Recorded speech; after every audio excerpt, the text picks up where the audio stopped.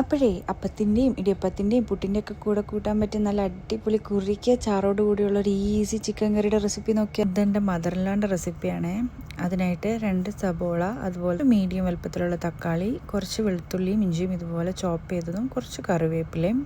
പിന്നെ പൊടികളായിട്ട് ഞാനിവിടെ എടുത്തേക്കുന്നത് ചിക്കൻ മസാല, ഉപ്പ്, അതുപോലെ മഞ്ഞൾപ്പൊടി, പിന്നെ ഞാനൊരു 4 ടേബിൾ സ്പൂൺ മുളക് പൊടിയും ഒരു 3 ടേബിൾ സ്പൂൺ മല്ലിപ്പൊടിയും കൂടെ ഒന്ന് റോസ്റ്റ് ചെയ്തെടുത്തതാണ് ഇത്.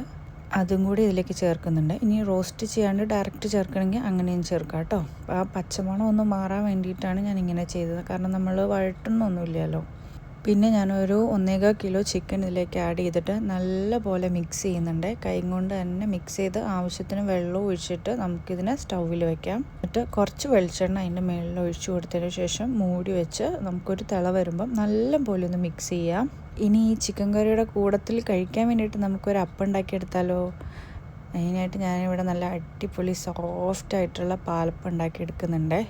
നമ്മുടെ ചിക്കൻ കറിയൊക്കെ ഏകദേശം ഒന്ന് തിളച്ച് വന്നിട്ടുണ്ട്. ഇതിലേക്ക് ഞാൻ 1 ടീസ്പൂൺ ഗരം മസാല ഇട്ടിട്ട് പേസ്റ്റായിട്ട് ഉലുവയും ചെറിയുള്ളിയും കറിവേപ്പിലയും കുറച്ച് ചിക്കൻ മസാല ഇട്ട് ഒന്ന് താളിച്ചൊഴിക്കുന്നുണ്ട്. അപ്പോൾ നമ്മുടെ ഈസി ചിക്കൻ കറി റെഡി.